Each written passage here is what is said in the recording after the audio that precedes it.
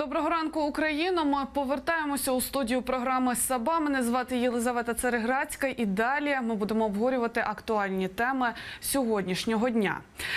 Сьогодні у нас у студії гість Андрій Стеблівський, адвокат. Обговорюватимемо ми ситуацію, що склалася у Харкові, смертельне ДТП сьогодні Олені Зайцевій, яка, власне, і порушила правила дорожнього руху, і це саме її автівка збила людей і є постраждалі. Їй сьогодні будуть обирати міру запобіжного заходу. Давайте почнемо з того, пане Андрію, розкажіть, власне, як ви оцінюєте цю ситуацію, що ви думаєте з цього приводу? Перш за все, я хочу висловити своє співчуття всім близьким, рідним загиблих. Це дійсно жахлива трагедія, яка зайвий раз підтверджує те, що наскільки треба бути уважним всім учасникам дорожнього руху, і водіям, і пішоходам, під час знаходячись на проїзній частині і виконувати обов'язки. Скажіть, будь ласка, от Олена Зайцева, уже Антон Геращенко про це розповів, що вона тричі вже перевищувала швидкість і, відповідно, порушувала правила дорожнього руху, їхала на червоне світло. У випадку, якщо повторюється постійно ця ситуація, які правові наслідки це має зараз, згідно з дійсним законодавством? Тобто, якщо ти декілька разів порушуєш одне і те саме правило дорожнього руху? У нас вже майже як 2 роки була посилена адміністративна відповідальність, і навіть до позбавлення права керування транспортним засобом до 1 року. Але не за всі адміністративні правопорушення обов'язково передбачена така міра покарання, як позбавлення права керування транспортним засобом, в залежності від того, які наслідки і які саме порушення вчинення. Добре, знову ж таки, усіх зараз цікавить питання, ну знову ж таки, той випадок з Нестором Шуфричем-молодшим, також ДТП.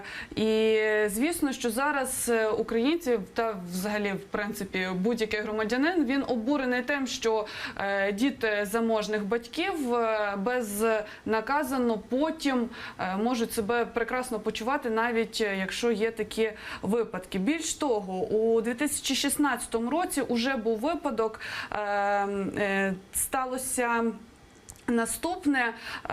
9 січня у місті Києві Станіслав Толсташеєв, також дитина заможних батьків, збив на смерть людину на зупинці.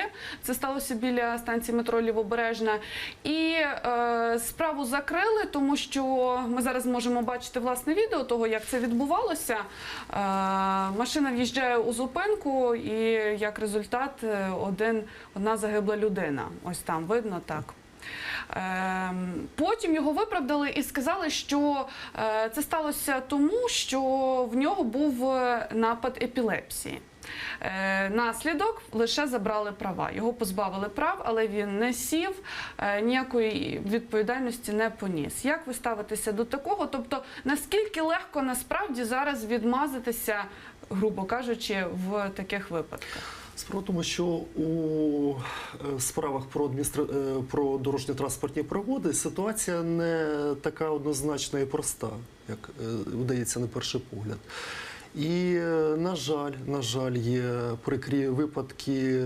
Я взагалі виступаю за невідворотність покарання винних осіб, але вина особи має бути встановлена і доведена обвинувальним вироком суду або відповідним судовим рішенням.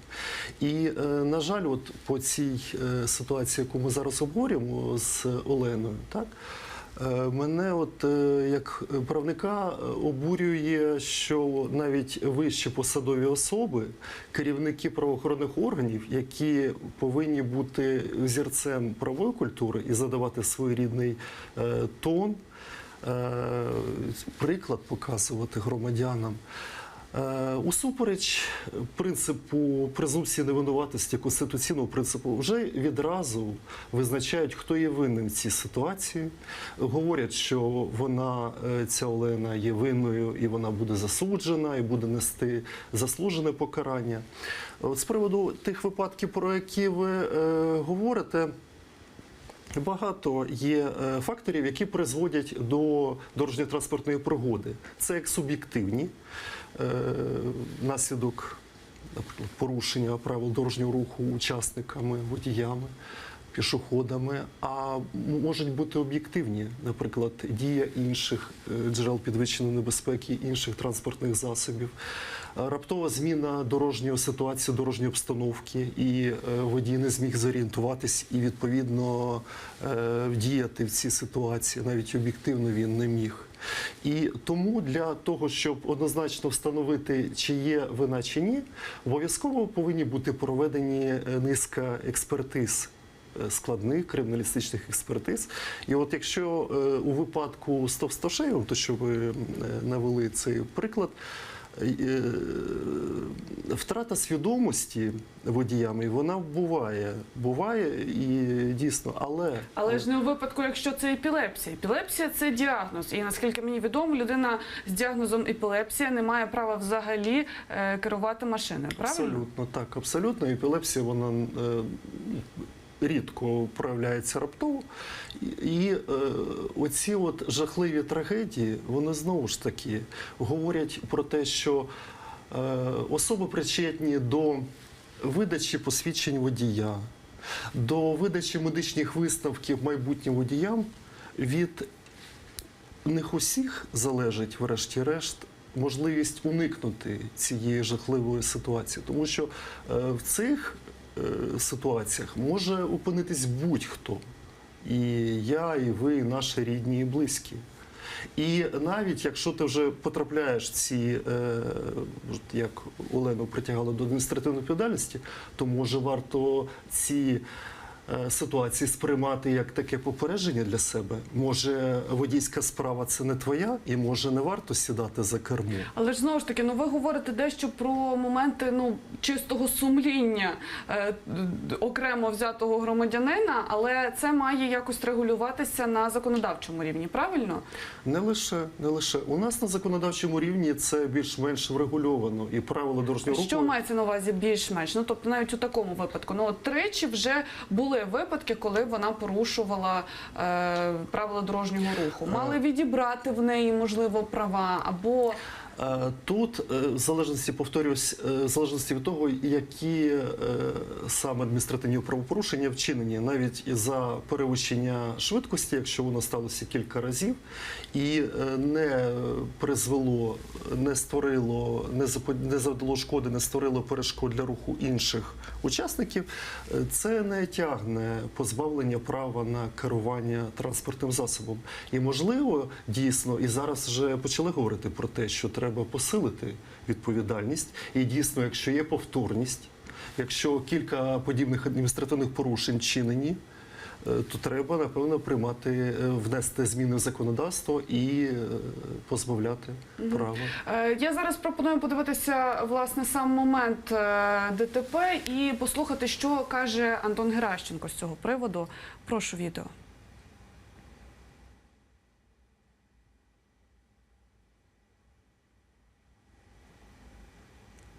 От ми, власне, бачимо, наскільки це страшна ситуація, на якій швидкості їде. І більш того, уже у соцмережі, звісно, і правоохоронні органи детально аналізують це все і бачать, що автівка дійсно рухалася на червоне світло. Тому що, наприклад, батько Зайцевої, який є підприємцем, він уже коментував, нібито вона не робила цього, вона не їхала на червоне світло. Зараз прошу пряму мову Геращенка.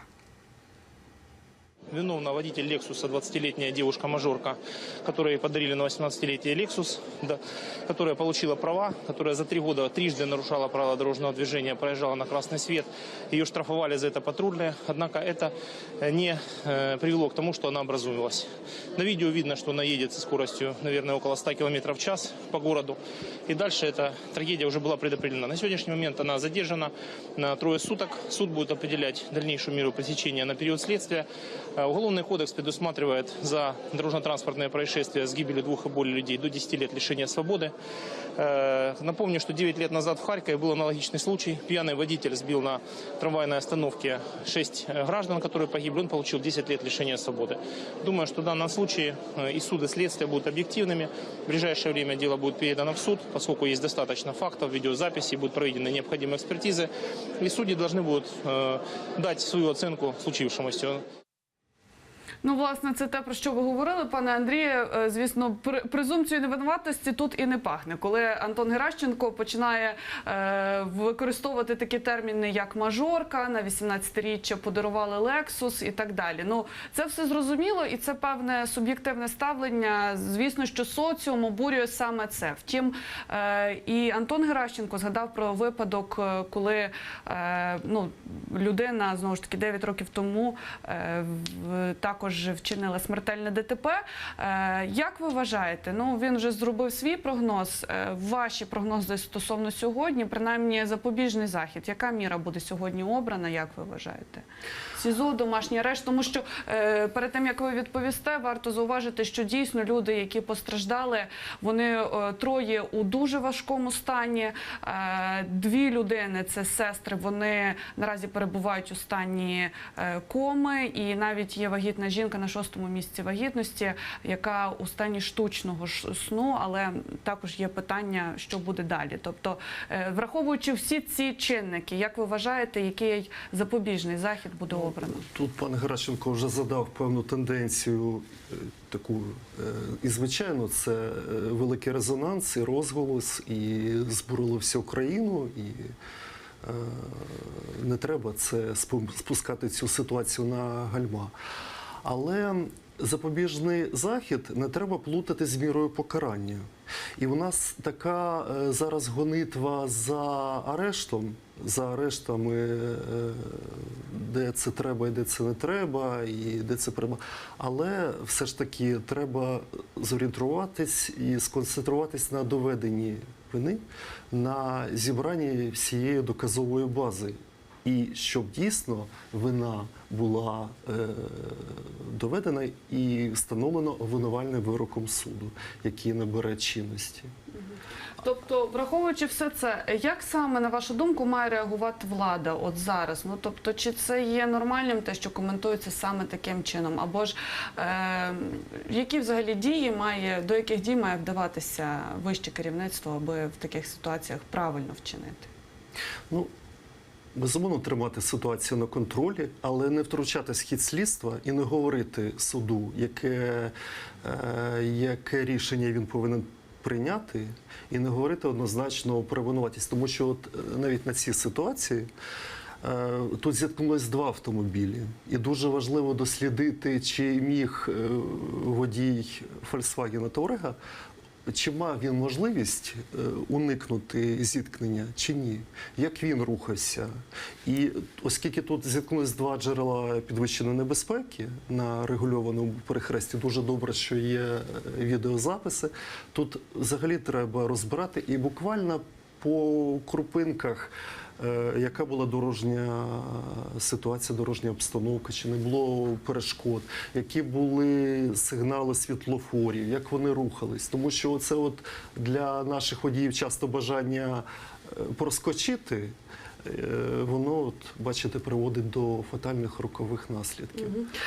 Дякуємо, пане Андріє. Зараз у нас є також пряма мова, коментар, власне, як саме парламентарі реагують і що вони мають намір робити найближчим часом, аби врегулювати таку ситуацію, уникнути таких вчинків. Я прошу пряму мову.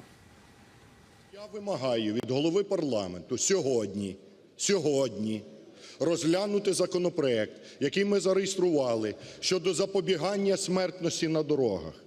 З колегою Ігорем Мосійчуком, з іншими колегами, номер законопроекту 7064. Пропозиції дуже прості. Зловили п'яного за кермом – на все життя позбавлення прав і 5 років тюрми. Якщо п'яний за кермом вчинив ДТП, наслідком якого загиблі люди, на все життя позбавлення прав і 10 років тюрми. Якщо особа котра була позбавлена прав за п'янство за кермом, сіла без прав за кермо і його зловили без прав, 10 років тюрми. 10 років тюрми. Я вважаю, тільки драконівськими, тільки кальоним железом можна вибити оце п'янство на дорогах. Пане Андрію, ну от ви як адвокат, скажіть, будь ласка, як ви ставитеся до такої позиції? Ну, досить, знову ж таки, радикальна партія, Олег Ляшко, в принципі, у своєму стилі. Як ви ставитеся до таких пропозицій? Я за посилення покарання. І от ми говорили про повторність, якщо повторюється правопорушення, щоб дійсно приймати такі рішення. Але я проти того, коли політики чи будь-хто починає спекулювати на трагедії. Тут Спекулювати, така що ви маєте на увазі в цьому випадку? Ну, про посилення покарання, про необхідність посилення покарання говорили давно. Але то так це от, подається, подано цим політиком, що от це його такий, лише тільки його виняткова ініціатива, і він так наполягає на таких. Добре, зрозуміло. Знову ж таки, зараз пропоную подивитися власне відео з місця події, і далі ми продовжимо обговорювати цю тему. Прошу відео.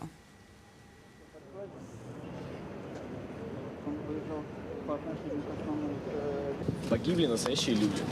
Харьковчане погибли. А вы снимаете меня, живого, с какой-то царапиной. Какой-то царапиной. Еще одну секунду. Скрип тормозов и все. И я просто, я чувствую на себе удар. Удар, и я ложусь. И все, ну не знаю, это для меня доля секунды, для друга говорил на меня, что это, ну, минут 5 это было, я просыпаюсь, я открываю глаза, я просто понимаю, я поворачиваюсь направо, я смотрю, лежит 4 человека, там лежат на дороге. Я видел, что бампер Лексуса сбил мою голову. Заехал, ну, километров 50, не знаю, быстро, не быстро для вас. Все проходили на зеленый свет. Вы здесь? Да, на Перекрестке. Все машины останавливались. Эта машина ехала вровень с теми, кто останавливался. То есть она ехала вровень, и она не затормозила, как все, на этой стоп-линии. Она поехала дальше. Все.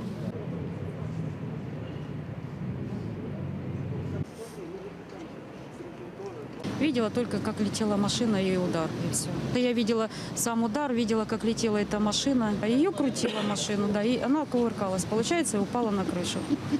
Потом подбежали ребята и начали ее переворачивать, машину, поставили на колеса. Она была на крыше.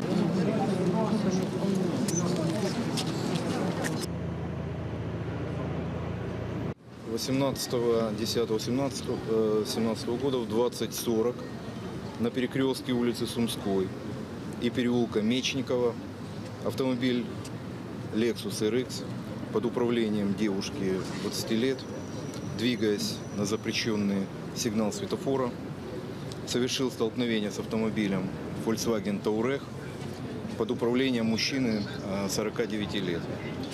В результате столкновения Lexus вылетел на тротуар улицы Сумской и совершил наезд на 11 пешеходов, 5 из которых погибли на месте. Из них 4 девушки и молодой парень. Остальные были доставлены в медицинские учреждения, 4 в 4-ю горбольницу и 2 в областную больницу. Сейчас им оказывается вся необходимая помощь. Ну, таке відео ми побачили. Пане Андрію, давайте підсумуємо і скажемо, власне, що треба зробити зараз. Ви говорите, треба посилити, звісно, відповідальність, покарання за такі вчинки. Що саме? Посилити як саме? Ну, знову ж таки, якщо говорити про вчинення адміністративних правопорушень